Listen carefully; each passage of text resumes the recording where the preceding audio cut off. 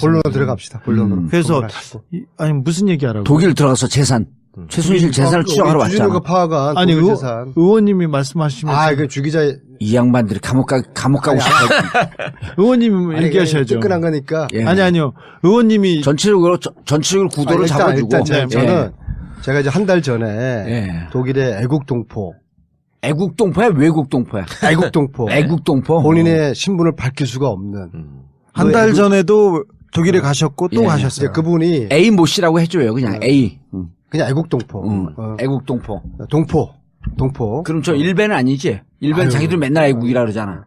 이제 그분이 최순실의 독일 재산에 추적을 한 것들을 제가 확인을 하러 독일을 갔거든요.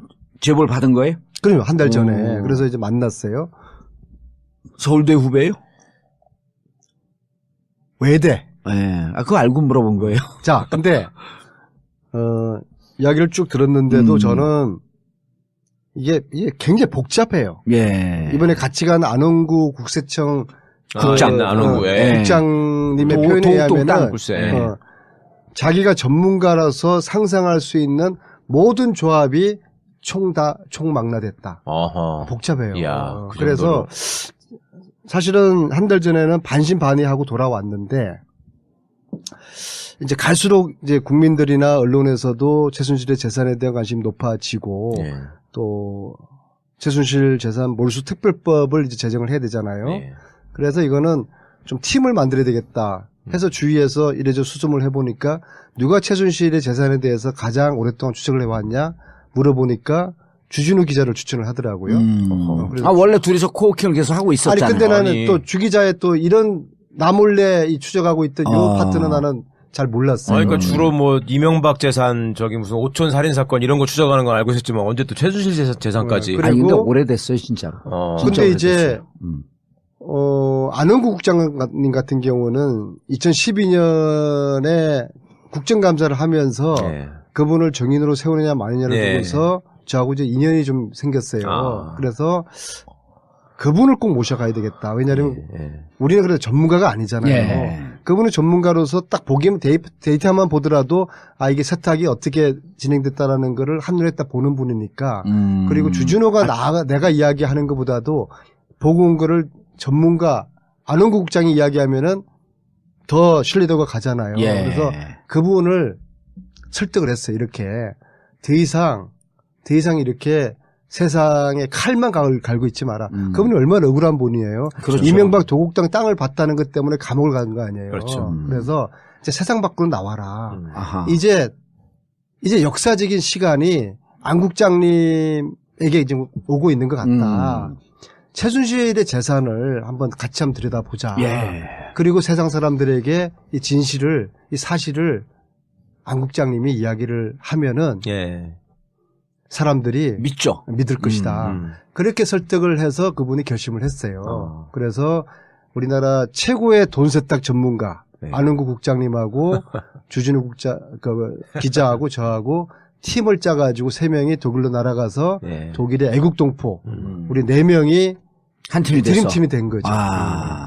그래서 정말 열심히 다녔습니다. 그분은 왜 그 최순실 재산을 추적하고 있었대? 그분은 독일에서 사업을 하는 분이에요. 회사를 가지고 있는 분이기 때문에 회사를 독일에서 어떻게 만들고 어떻게 없애는지를 잘 아는 분이죠. 그런데 이분이 지난 여름에 세무조사를 당한 거예요. 독일에서요? 네. 깜짝 놀라고 당황해가지고 이게 뭐야? 나중에 보니까 자기의 회사를 최순실하고 연관시켜가지고 독일 검찰에서 의심을 한 거예요. 같은 한국 사람이니까. 그리고 자기 회사뿐만 아니라 주위에 한국 사람들 회사들이 다 세무조사를 받은 거예요. 그럼 독일 검찰은 지난 여름부터 추적을 하고 있었죠. 6월부터 했죠. 무슨 계기 있었나요? 독일 검찰이 인지한 계기는? 뭐 제보를 그건 난 모르겠어요. 또 안다고 할지라도 독일 검찰하고 우리 이야기할 때 하기로 한 부분이 있기 때문에 우리가 이야기를 못 하는 거죠. 아니 그거는 이제? 독일어로는 안 하겠다라고 하는 선언이지 한국어는 그게 없을 거 아니에요?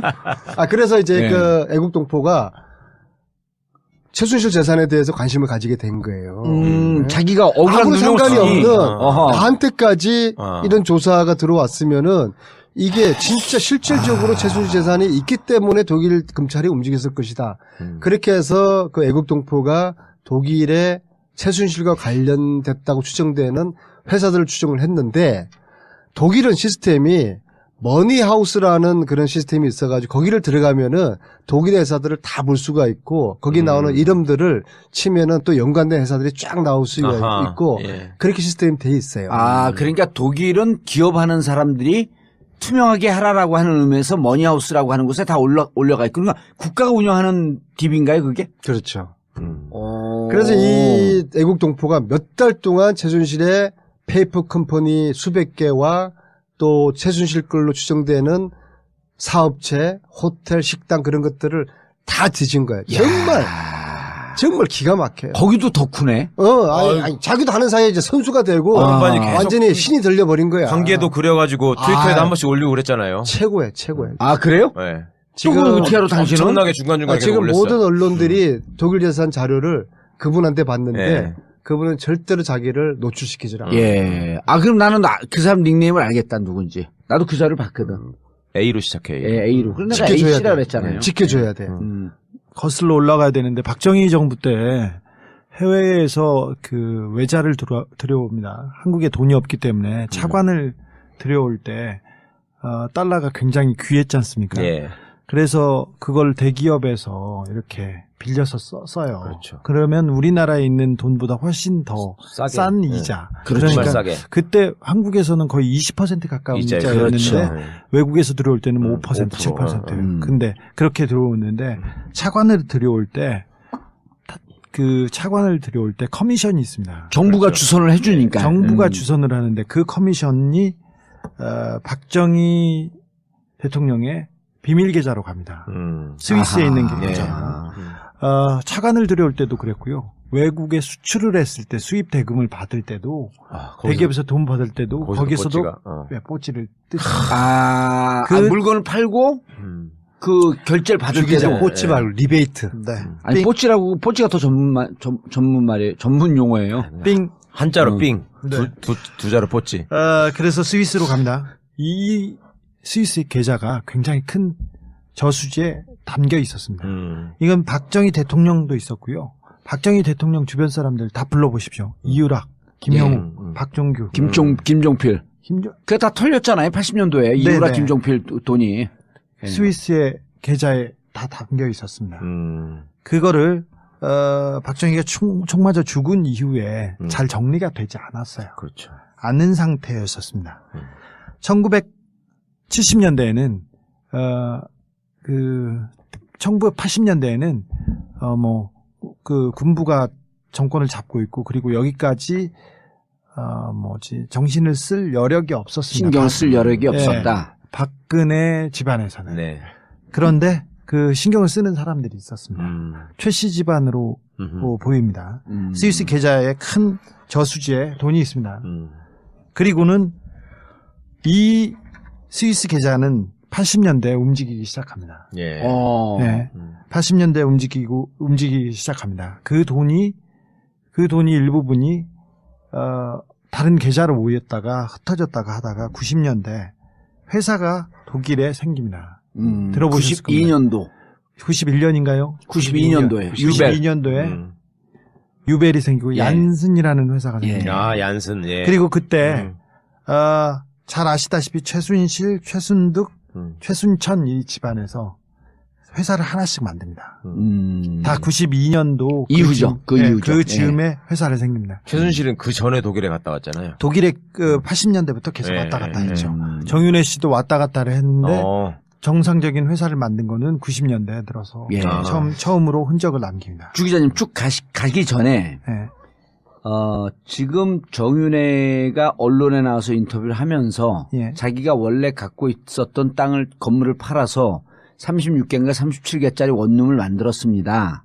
예? 네. 그리고 그것이 우리 재산의 종잣돈입니다 하는데 아유, 그 말을 믿어요, 진짜. 잠깐만요. 근데 88년도에 이미 최순실과 정윤의 공동 명의로 재산이 있어요. 네. 그리고 85년서부터 88년까지 최태민이 부동산 등기부상으로 16회에 걸쳐서 재산을 샀다 팔았다라고 하는 것을 85년서부터 88년까지 집중적으로 합니다. 이건 언론에 나온 내용이에요. 네.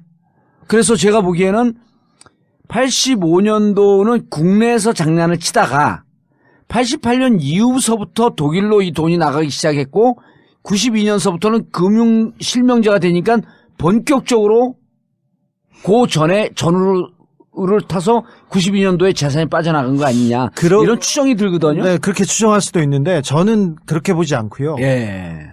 미안합니다. 잘못 짚어서. 아니요, 박정희 대통령이 그 총 맞아 죽은 후에 해외에 있는 계좌는 계좌대로 있었고요. 국내에 있는 돈 그리고 통치자금이라고 하지 않습니까? 통치자금이라고 하는 그 많은 채권과 돈이 따로 빼돌려졌다는 얘기가 있었어요.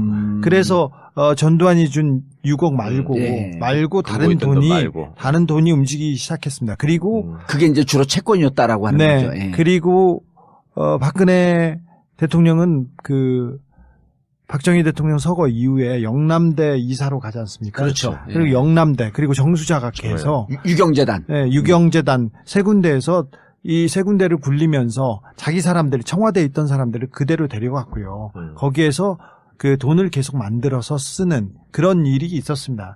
그때 최태민 일가가 그 부동산을 정리했다는 것도 많았고요. 그 다음에 최태민 일가가 그 누구 친인척을 채용해가지고 문제가 되거나 아니면 부정 입학 때문에 문제가 되거나 이런 비리가 많았습니다. 그래서 국내 부동산과 국내 자금은 자금대로 움직이고 해외에서는 그게 그 계좌가 계속 이어가지 않았나 저는 그렇게 보고 있습니다. 그러다가 90년대에 들어서 본격적으로 해외에 있는 돈을 건드리기 시작합니다. 그래서 정윤회와 최순실이 외국에 계속 다니고 회사를 세웠다고 저는 그렇게 보고 있어요. 그 회사가 92년도에 이렇게 움직이던 회사가 95년도 6년도 중반에부터는 최순실 정윤회 이름이 사라집니다. 이 회사가 사라지고 다른 회사로 움직입니다. 95년 96년쯤에 네. 그때는 다른 회사 의심할 수 있지 차명 회사니까요. 사실은 박근혜 대통령의 차명인가 차명이라고 볼 수도 있죠. 그런데 그런 회사기 때문에 그 명확하진 않지만 의심 갈 만한 회사가 몇 군데 생깁니다. 그리고 의심 갈 만한 사람들이 나옵니다. 최순실의 돈을 관리하고 있다고 생각할 만한 그 사람들이 한쪽은 종교재단이고요. 한쪽은 교회, 하나는 선교단. 하나는 어떤 학교의 특정 그룹이 있는데 이 세 파에서 최순실의 돈을 정리하면 종교재단이 하나 있고 그다음 선교단이 하나 있고 또 특정 학교의 학맥으로 연결되어 있는 사람 집단이 있고 이 세 부류가 움직이면서 최순실의 돈을 그 차명 관리 아니면 세탁하고 관리해주는 그렇다고 의심이 갈 만한 그 부류가 있습니다. 그리고 그 사람들이 만든 회사가 있습니다. 이번에 가서 그 의원님하고 찾았던 것은 기존에 그냥 여기 독일 교포들 중에 그냥 평상시에 그냥 별일 없이 이렇게 사셨어요. 그냥 평범하게 사셨는데 갑자기 호텔을 몇 개 거느린 거부가 됐다던가. 아무 돈이 없던 사람이. 그다음 어떤 사람은 뭐 크게 식당을 그냥 보통 식당이 아니라 굉장히 기업형으로 하게 된 사람을 봤다던가. 그래서 몇 명 의심이 가는 사람들의 재산을 저희들이 좀 체크하고 왔습니다. 구체적으로 예를 들어서 92년도에 최초로 회사가 나타나는 게 유벨이거든요. 그런데 저는 그 이전에도 있을 거라고 봐요. 왜냐하면 독일에서 전산 시스템이 그때부터 생기는 거니까 80년대도 나는 있었을 가능성이 있다고 보는데 어쨌거나 공식적으로 확인되는 게 92년도 정윤회, 최순실, 독일 교포 유아묵의 이름으로 92년도에 유벨이라는 회사를 만드는데요.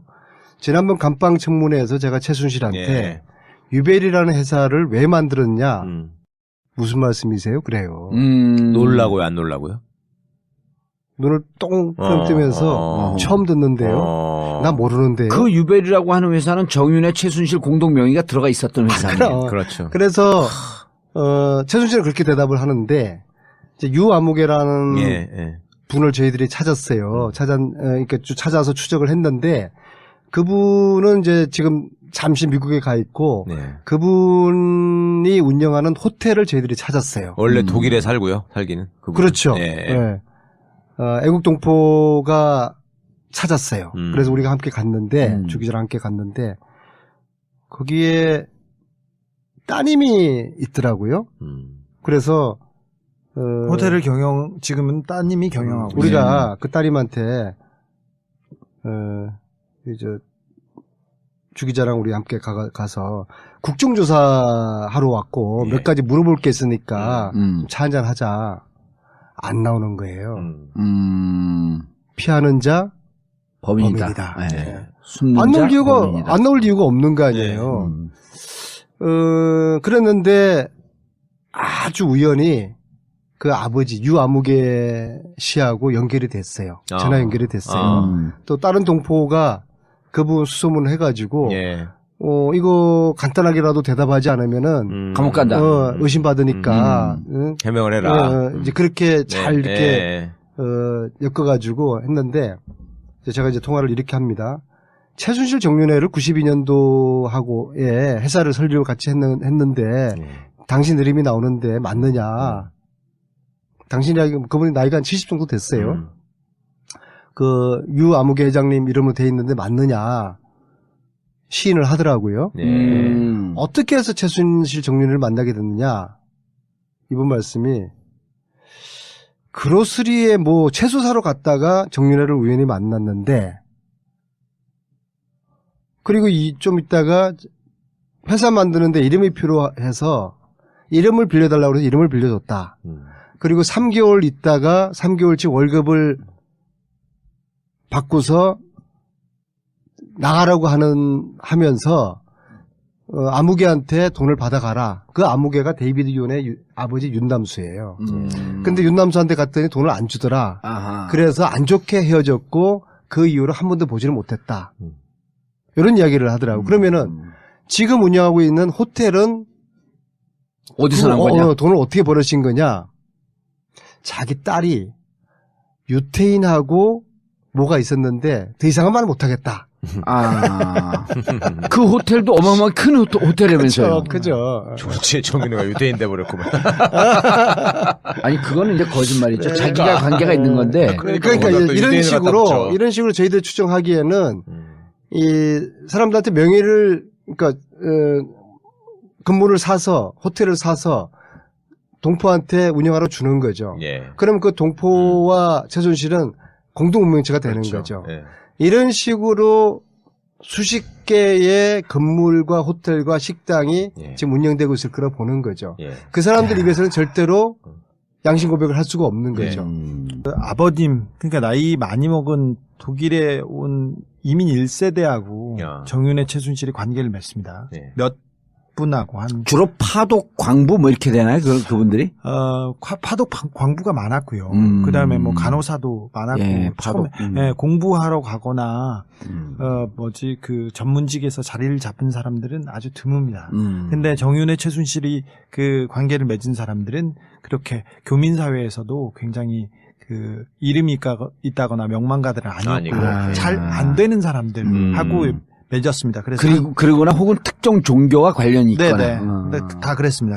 한 3명 정도는 그래서 그 관계를 맺었는데 그 사람들의 아들, 딸로 인연이 맺어지고 그 사람들의 명의로 지금 재산이 많이 숨어 있습니다. 그런 사람들이 갑자기 잘 살게 되는 거지. 그러니까 고마운 거지. 그리고 앞으로도 이 관계는 유지돼야지 자기들이 그런 신분을 부를 유지할 수가 있는 거지. 일단 기본적으로 차명입니다. 그리고 오랜 시간 동안 세탁이 되어 있는데. 그리고 그 사람들 사회적 지위가 높지 않은 사람들이고. 네네. 그런데 독일은 너무 투명해서요. 돈의 흐름이 다 보여요. 그렇죠. 그리고 독일은, 뭐 세계에서 거의 가장 잘 사는 나라 중에 하나인데 못 사는 사람이 없어요. 못 사는 사람이 없는데 대신 부자들도 아주 부자들도 없어요. 세금이 많기 때문에. 그래서 돈을 어떻게 만들었는지 좀 그 국세청이나 검찰이 들어가서 보면 파악이 가능할 금방 거예요. 알 수 있게. 그래서 저걸 자금 세탁이라고 본 거구나. 네. 그래서 이분이 돈을 많이 벌었다고 손치더라도 어떻게 하더라도 돈이 갑자기 이렇게 생기면 네, 뚝 떨어지진 않았을 거라고 주변에서도 다 이렇게 확인했어요. 그래서 저희가 이런 부동산 그리고 이런 사람을 찾아가고 그리고 그 주변을 계속 탐문해가면서 이 저희들이 맞는 합리적 의심이 맞는 건지 그래서 하나씩 둘씩 따져보고 온. 재밌는 게 동포 어른들을 몇 분 만나거든요. 예. 야, 저 사람이 어느 날 갑자기 호텔을 하더라. 어느 날 갑자기 식당을 하더라. 그런 증언들을 해요? 그럼요. 저희가 갔죠. 참 이상하더라. 네. 근데 저희가 지금 거기에 이제 그 어른들이 최순실을 끼워 맞추니까 감이다. 그런 거죠. 대부분 최순실의 차명 재산을 관리하고 있었을 것이다라고 하니까 정답이 나오는 거네. 네. 주변에서 그래서 교민 사이가 뻔해서 어떤 분이 뭘 했다, 어떤 분이 뭘 했다는 것도 알고 뭘 해서 돈을 번다는 것도 알아요. 그런데 저희가 의심하는 사람들, 저희가 쫓아가는 사람들은 어느 날 아침에 큰 재산이 뚝 떨어진 사람들. 그래서 지금 시간이 많이 걸렸고 세탁 과정이 거쳤지만 그래도 그 재산을 찾는 데는 그리 어렵지 않을 거라고 봅니다. 우리가 최순실과 관련돼 있을 거라고 보는 페이퍼 컴퍼니를 찾아갔더니 큰 건물에 건물이 있고 2층짜리 건물이에요. 그리고 앞에 회사 간판들이 있는데 한 10개 정도 회사 이름이 있어요.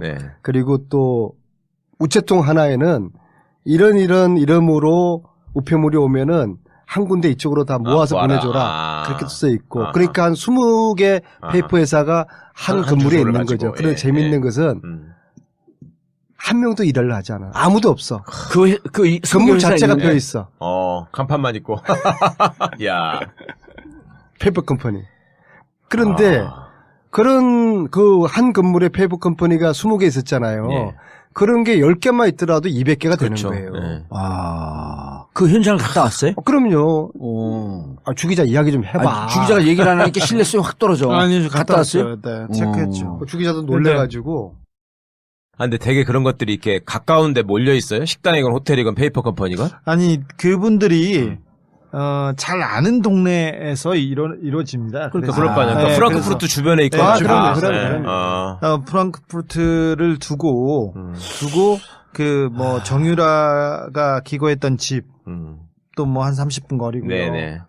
또 한국 사람들이 많이 사업을 하는 프랑크푸르트가 유럽의 거점으로 삼성이나 대기업들이 많이 나와 있습니다. 그래서 그 주변, 그리고 거기에 반경 뭐 한 30분, 1시간 거리에 있는 데를 해서 다 그 최순실의 재산이 왔다 갔다 하고 숨겨지고 가려지고 있다고 저희는 추정하고. 최순실의 돈. 저는 뭐 100% 박근혜의 돈이라고 이렇게 의심하고 있거든요. 그래서 이 부분을 좀 찾아놔야 국고로도 환수도 하고, 그리고 우리 세금이거든요, 사실은. 그렇죠. 우리 돈인데 우리 돈을 최순실이 박근혜를 팔아가지고 이렇게 박근혜를 팔아서 가져다 빼돌린 돈이기 때문에 특검이 굉장히 어렵고 지금 시간도 짧음에도 불구하고 이쪽 부분 최순실 박근혜 돈 환수 부분에도 좀 집중했으면 합니다. 이거는 국익과 그냥 밀접하게 관계돼 있는 돈입니다. 뭐 독일 검찰에서 말했던 페이퍼 컴퍼니 수백 개하고 뭐 10조를 찾아내면 다 우리 돈이 되는 거 아닙니까? 근데 굳이 그것도 또 아니더라고요. 아니 근데 그렇죠. 그게 어려워요. 그런데 우리나라 검찰이 빨리 찾아놓고 특검에서 찾아놓고 범죄 수익이라고 가져오면 그쪽에서 이제 움직이기 시작하죠. 그렇지 않으면 독일 검찰이 굳이 그렇게 열심히 움직일 이유가 없어요. 주네 거니까. 아니 그럼 독일 검찰 입장에서 역으로 또 지금 자금 세탁의 혐의를 갖고 추적을 하고 있잖아요. 그러면 자금 세탁이면 부정이익이란 말이에요, 거기서도. 근데 거기서 먼저 찾아버리면 독일 국고로 환수가 되는 거 아니에요? 이게 정유라 체포하고 비슷해요. 비슷해요. 그래서 이걸 우리 검찰이 움직여서 좀 빨리 움직여서 우리가 그 방법은 최순실 재산몰수 특별법을 빨리 만들어야 돼요. 지금 대선 주자들이 뭐 세종시로 뭐 옮기자고 약속하고 뭘 옮기자 약속하고 이럴 때가 아니라 이 최순실 재산을 지금 독일 가보니까 뭐 재산 최순실 걸로 의심되는 그 매물 건물들이 막 금매로 나와 있어요. 계속 지금 나오고 막 처분할 거 아닙니까? 그래서 이거를 골든 타임이 있는 거예요. 그래서 지금은 최순실 재산 몰수 특별법을 만드는데 대선 주자들도 각 그 당의 원내대표들도 치중을 해야 돼요.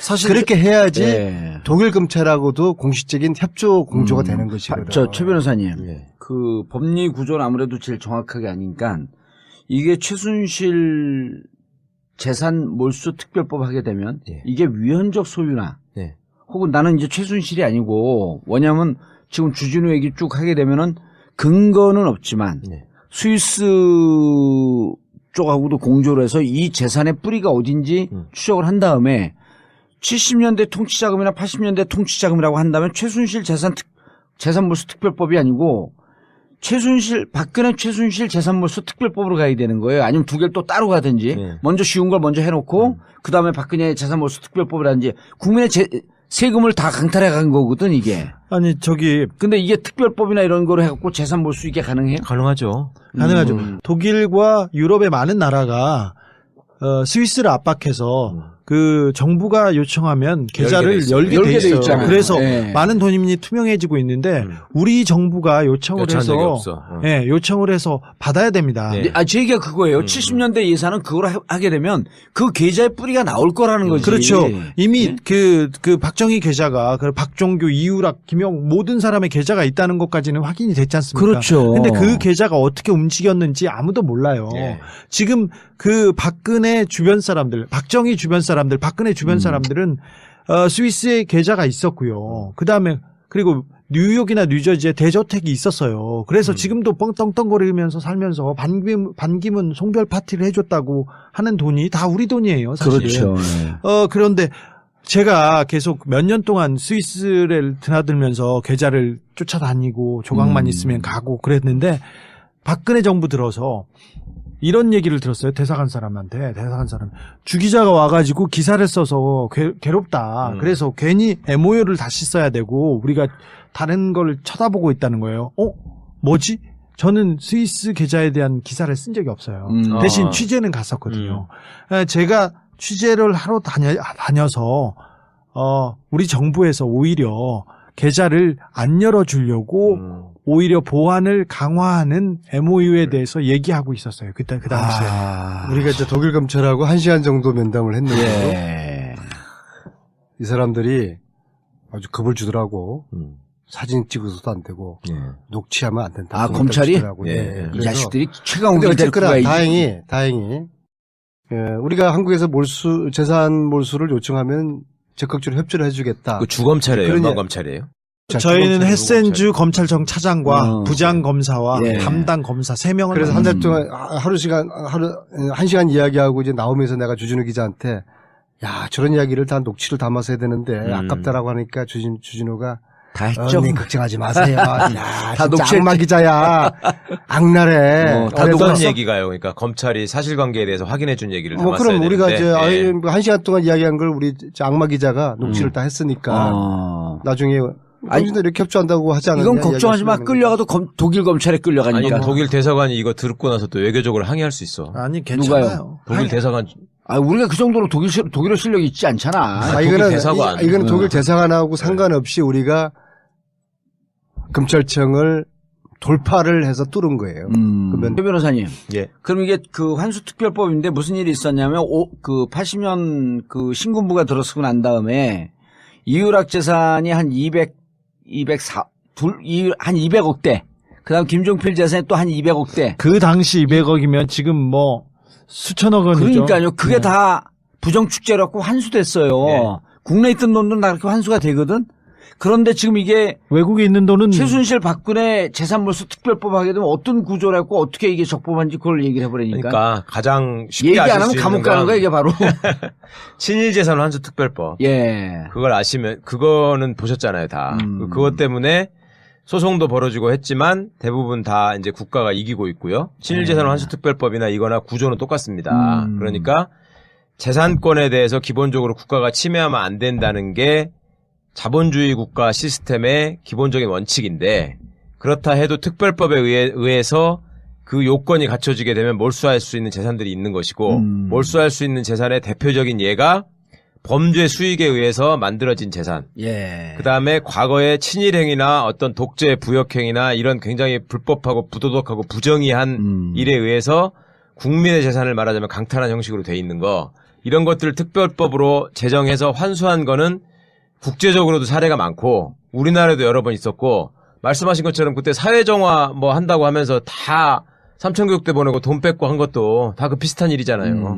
그러니까 그거는 충분히 가능한 일이고 단지 이제 이것이 외국에까지 어떻게 영향을 미칠 수 있느냐 하는 점이 남는 것인데 예. 그거는 이제 외국에 있는 재산은 우리나라 주권이 안 미치니까 무작정 뺏어올 수는 없잖아요. 그러니까 그거는 그간의 주 기자가 말씀하신 것처럼 외교적 관계로 그간의 조약이나 협약 같은 게 나라 간에 의외로 또 있어요. 네. 돈을 하도 바깥으로 빼돌려가지고 이렇게 세탁하고 불투명한 자금이 많았기 때문에 스위스 은행을 열게 하는 것도 마찬가지고 예. 국가 간의 공조를 통해서 그렇게 불법적으로 흘러간 자금은 돌려주는 것도 많이 생겼고 그러니까 독일 검찰도 한국 검찰이 열심히 해가지고 기본 자료나 요건을 갖춰주면 우리가 그거에 협조하겠다라는 말을 하는 나한테까지 이런 조사가 들어왔으면은 이게 진짜 실질적으로 최순실 재산이 있기 때문에 독일 검찰이 움직였을 것이다. 그렇게 해서 그 애국동포가 독일의 최순실과 관련됐다고 추정되는 회사들을 추정을 했는데 독일은 시스템이 머니하우스라는 그런 시스템이 있어가지고 거기를 들어가면은 독일의 회사들을 다 볼 수가 있고 거기 나오는 이름들을 치면은 또 연관된 회사들이 쫙 나올 수 있고 예. 그렇게 시스템이 돼 있어요. 아, 그러니까 독일은 기업하는 사람들이 투명하게 하라라고 하는 의미에서 머니하우스라고 하는 곳에 다 올려가 있고 그러니까 국가가 운영하는 딥인가요 그게? 그렇죠. 그래서 이 애국동포가 몇 달 동안 최순실의 페이퍼 컴퍼니 수백 개와 또 최순실 걸로 추정되는 사업체, 호텔, 식당 그런 것들을 다 뒤진 거예요. 정말 기가 막혀요. 거기도 덕후네. 아니, 자기도 하는 사이에 이제 선수가 되고 완전히 신이 들려버린 거야. 관계도 그려가지고 트위터에도 한 번씩 올리고 그랬잖아요. 최고예요. 아 그래요? 네. 지금 어떻게 알아 당신은? 엄청나게 중간중간 지금 올렸어요. 모든 언론들이 독일 재산 자료를 그분한테 봤는데 예. 그분은 절대로 자기를 노출시키질 않아요. 예. 아 그럼 나는 그 사람 닉네임을 알겠다 누군지. 나도 그 자료를 봤거든. A로 시작해요. 예, A로. 그런데 내가 지켜줘야 A씨라 돼. 그랬잖아요. 지켜줘야 돼. 거슬러 올라가야 되는데 박정희 정부 때 해외에서 그 외자를 들여옵니다. 한국에 돈이 없기 때문에 차관을 들여올 때 달러가 굉장히 귀했지 않습니까? 예. 그래서 그걸 대기업에서 이렇게 빌려서 써요. 그렇죠. 그러면 우리나라에 있는 돈보다 훨씬 더 싸게. 싼 이자. 그러니까 싸게. 그때 한국에서는 거의 20% 가까운 이자였는데 그렇죠. 외국에서 들어올 때는 뭐 5%, 7%. 근데 그렇게 들어오는데 차관을 들여올 때 그 차관을 들여올 때 커미션이 있습니다. 정부가 그렇죠. 주선을 해주니까. 정부가 주선을 하는데 그 커미션이 박정희 대통령의 비밀 계좌로 갑니다. 스위스에 있는 계좌. 차관을 들여올 때도 그랬고요. 외국에 수출을 했을 때 수입 대금을 받을 때도 대기업에서 돈 받을 때도 거기서도 뽀찌를 물건을 팔고 그 결제를 받을 때도 뽀찌 말고 리베이트. 네. 아니 뽀찌 본론으로 들어갑시다. 본론으로. 그래서 아니 무슨 얘기하라고? 독일 들어가서 재산 최순실 재산을 추적하러 왔잖아. 주진우가 파악한 아니 재산. 의원님이 말씀하시면서 그 주기자 이 양반들이 감옥 가고 싶어. 의원님 얘기하셔야죠. 뜨끈한 거니까. 예. 아니요. 의원님이 전체적으로 구도를 잡아주고. 저는 제가 이제 한 달 전에 독일의 애국동포야 외국동포야? 애국동포. 본인의 신분을 밝힐 수가 없는. 한 달 전에도 독일에 가셨고 또 가셨어요. 그분이 A 모 씨라고 해줘요. 그냥 A. 그냥 애국동포. 애국동포. 동포. 그럼 저 일베는 아니지? 일베는 자기들 맨날 애국이라 그러잖아. 이제 그분이 최순실의 독일 재산에 추적을 한 것들을 제가 확인을 하러 독일을 갔거든요. 제보를 받은 거예요? 그럼요. 한 달 전에. 그래서 이제 만났어요. 서울대 후배예요? 외대. 예. 그거 알고 물어본 거예요. 자, 근데 이야기를 쭉 들었는데도 저는 이게 굉장히 복잡해요. 예. 이번에 같이 간 안원구 국세청 국장, 국장님의 표현에 의하면은 자기가 전문가라서 상상할 수 있는 모든 조합이 총망라됐다. 복잡해요. 이야, 그래서 사실은 한 달 전에는 반신반의하고 돌아왔는데 이제 갈수록 이제 국민들이나 언론에서도 최순실의 재산에 대한 관심이 높아지고 또 최순실 재산 몰수 특별법을 이제 제정을 해야 되잖아요. 그래서 이거는 좀 팀을 만들어야 되겠다 해서 주위에서 이래저래 수습을 해보니까 누가 최순실의 재산에 대해서 가장 오랫동안 추적을 해왔냐 물어보니까 주진우 기자를 추천을 하더라고요.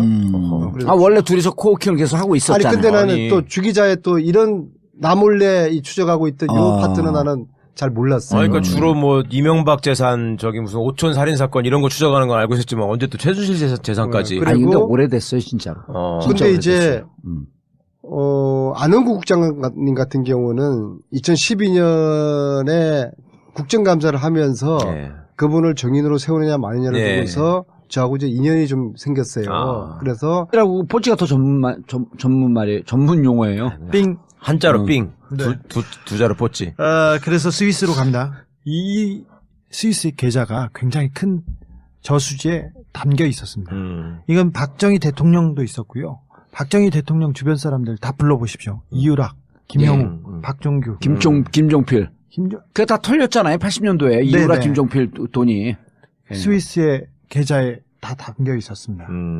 그거를 박정희가 총 맞아 죽은 이후에 잘 정리가 되지 않았어요. 그렇죠. 않은 상태였었습니다.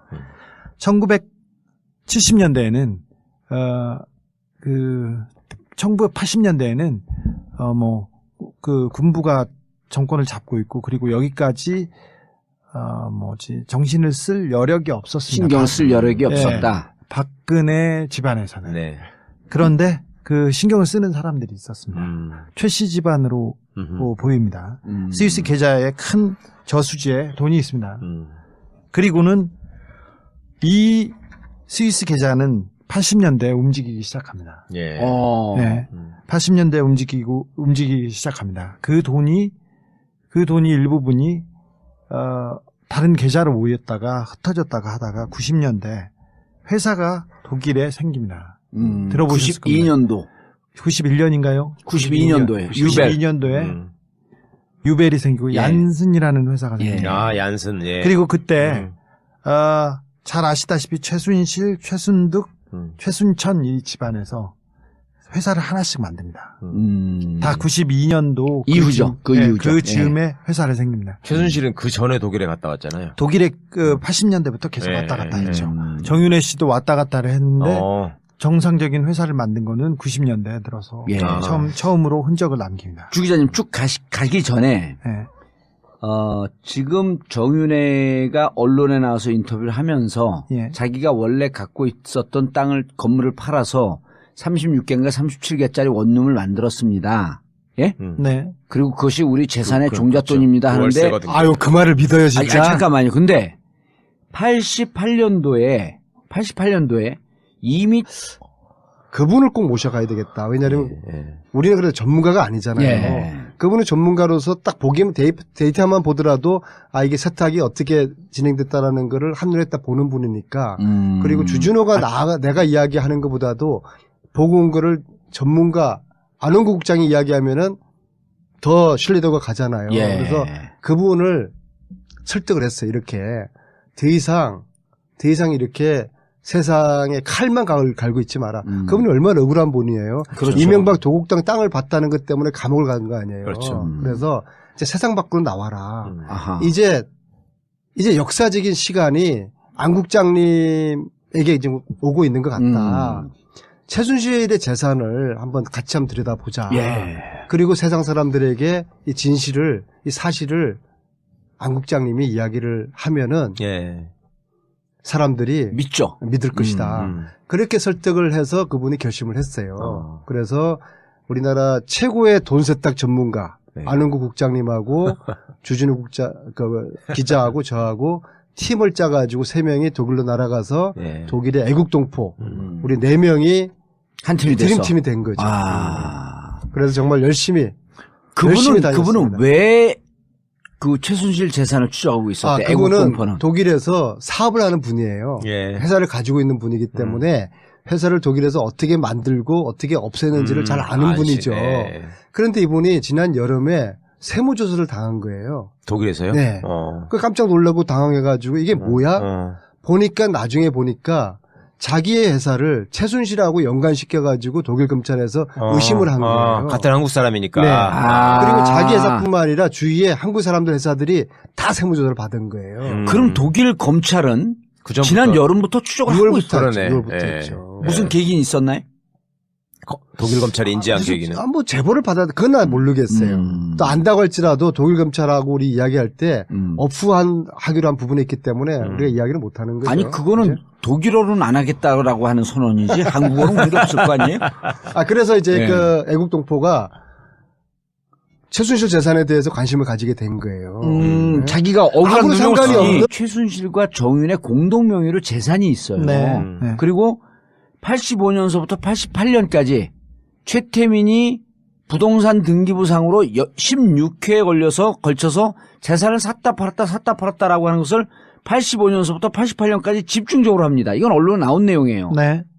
그래서 제가 보기에는 85년도는 국내에서 장난을 치다가 88년 이후서부터 독일로 이 돈이 나가기 시작했고 92년서부터는 금융 실명제가 되니까 본격적으로 그 전에 전후를 타서 92년도에 재산이 빠져나간 거 아니냐. 이런 추정이 들거든요. 네, 그렇게 추정할 수도 있는데 저는 그렇게 보지 않고요. 미안합니다. 잘못 짚어서. 아니요. 박정희 대통령이 그 총맞아 죽은 후에 해외에 있는 계좌는 계좌대로 있었고요. 국내에 있는 돈 그리고 통치자금이라고 하지 않습니까? 통치자금이라고 하는 그 많은 채권과 돈이 따로 빼돌려졌다는 얘기가 있었어요. 그래서 전두환이 준 6억 말고 다른 돈이 움직이기 시작했습니다. 그리고 그게 이제 주로 채권이었다라고 하는 거죠. 그리고 박근혜 대통령은 그 박정희 대통령 서거 이후에 영남대 이사로 가지 않습니까? 그렇죠. 그리고 영남대 그리고 정수자각회에서 유경재단, 유경재단 세 군데에서 이 세 군데를 굴리면서 자기 사람들이 청와대에 있던 사람들을 그대로 데려갔고요. 거기에서 그 돈을 계속 만들어서 쓰는 그런 일이 있었습니다. 그때 최태민 일가가 그 부동산을 정리했다는 것도 많았고요. 그다음에 최태민 일가가 그 누구 친인척을 채용해가지고 문제가 되거나 아니면 부정 입학 때문에 문제가 되거나 이런 비리가 많았습니다. 그래서 국내 부동산과 국내 자금은 자금대로 움직이고 해외에서는 그게 그 계좌가 계속 이어가지 않았나 저는 그렇게 보고 있습니다. 그러다가 90년대에 들어서 본격적으로 해외에 있는 돈을 건드리기 시작합니다. 그래서 정윤회와 최순실이 외국에 계속 다니고 회사를 세웠다고 저는 그렇게 보고 있어요. 그 회사가 92년도에 이렇게 움직이던 회사가 95년